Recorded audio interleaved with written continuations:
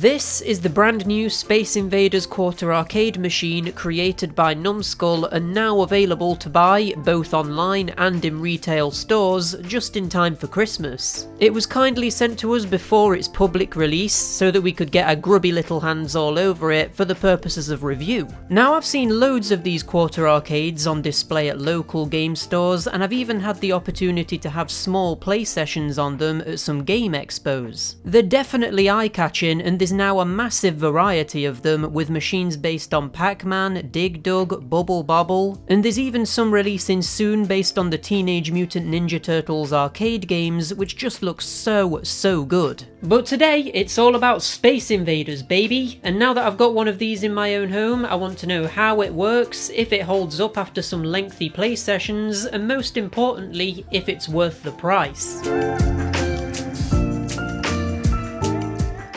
Before we take a close-up look at the Space Invaders Quarter Arcade, remember to check out our premium coffee table book, A Handheld History. It's now available in retail stores and on Amazon, and you'll be supporting an independent publication if you decide to pick up a copy. First and foremost, the Space Invaders Quarter Arcade is a seriously impressive display piece. The build quality is absolutely astonishing. It feels like it's made out of the same materials that a full-sized cabinet would be, but scaled down so that it's actually realistic to put on a shelf. Good luck if you're trying to do that with a full-sized machine. The art on the side of the cabinet perfectly replicates the iconic art found on the original machine, and the attention to detail doesn't stop there. The front of the machine features a fake coin door where you would have inserted coins and opened the machine up to get cash out of it if you were the owner after a busy day at the arcade parlour. Obviously, you won't be using coins here though. Instead, there's a button to press on the door which replicates adding more credits to the game.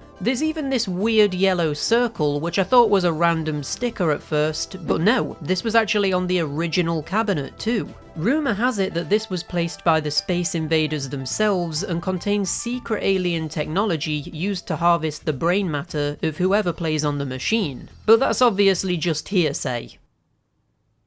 The control panel of the cabinet features the exact same inputs you would have found on the original machine. On the left you've got a joystick for movement, a shoot button in the centre, and a 1 and 2 player button on the very right. I really appreciate the clickiness of the joystick here. It's incredibly satisfying to just move the stick around, and while the buttons aren't clicky, they still feel great to press and are very sturdy. Where the magic rarely starts to happen though is when you turn the machine on and look at the artwork on and around the screen. There's backlighting inside the cabinet which really makes the bezel artwork surrounding the screen pop out, and it makes what's already an impressive looking machine even more appealing. The actual screen of this arcade cabinet is something special. They could have just put in a standard LCD display and called it a day, but instead they went the extra mile and attempted to replicate the way the game was displayed on an original machine. The gameplay is actually on a screen pointing up towards the top of the cabinet, but it's reflected onto a mirrored surface, which is what you're looking at when you play.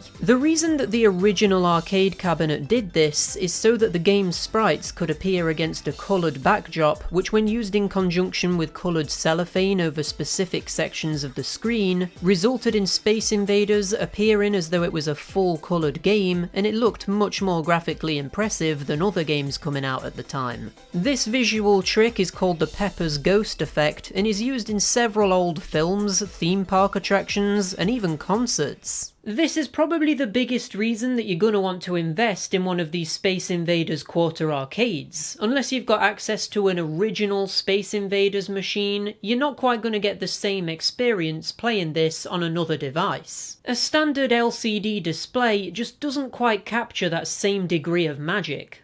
On the back of the device you've got this little plaque that says that the cabinet was engineered by Numskull, and of course you've got the on-off switch, a volume wheel, and a USB-C port which is used to power the device. Something I wasn't aware of before testing this out for myself though is that the cabinet doesn't require a constant power supply and actually has a rechargeable battery inside. This is very handy because it means that you don't need to constantly have wires everywhere, and it gives you much more versatility with where you want to display it. It doesn't always need to be near a wall socket or even a USB port, which ends up making it actually a little bit portable.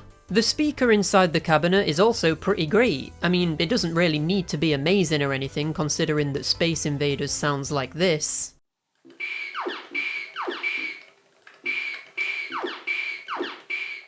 So yeah, not exactly a situation where you would need speakers with a lot of dynamic range or anything, so I've got no complaints in this area. But let's move on to the last thing we've got to talk about, which is, what is it actually like to play on this thing? Even though the cabinet, and therefore the controls, are pretty small, it's actually extremely comfortable and fun to play in this form factor. Because you're not really doing anything too advanced with the inputs here, everything just feels perfect. I would imagine that playing a more complex game could possibly result in it becoming a little bit annoying due to having to be much more precise with your movement, but for a very basic 2D game like this, I have absolutely no complaints. Something else which I really appreciate is that if you turn the cabinet off using the switch on the back, it doesn't just instantly forget your high score. This makes using the machine in a social setting even more fun because you can compete to see who can beat the high score without it randomly disappearing. It does eventually reset if you let it run out of charge and leave it inactive for a while, which is slightly disappointing, but at the same time it is good that there's a way of resetting it. After all, it would be annoying if there was a score on there that was forever unbeatable.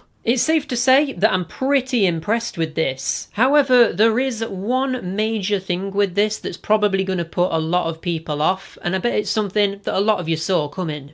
The Space Invaders Quarter Arcade is currently retailing for £250 in the UK and $340 in the US, which I know is pretty expensive. You do have to consider that the quality of the product is incredibly high though, and the fact that this is probably one of the single most authentic ways of playing Space Invaders outside of owning an original cabinet also gives it a lot of value. This price tag positions the machine as something of a collector's item, which is kind of a shame in a way because I'd love for more people to be able to get their hands on this. Of course, the game itself is being emulated, which might put some people off, but the quality of emulation here is absolutely perfect, and you'd never be able to tell the difference between the actual game running natively and this emulated version. So what it basically comes down to is how much of a fan of Space Invaders you are, and whether you're willing to spend quite a bit of money on a very premium device, which not only looks incredible as a display piece, but also is genuinely great to actually use. You could make an argument that maybe it would have been more worth it if they had included multiple Space Invaders games in the machine rather than just the one,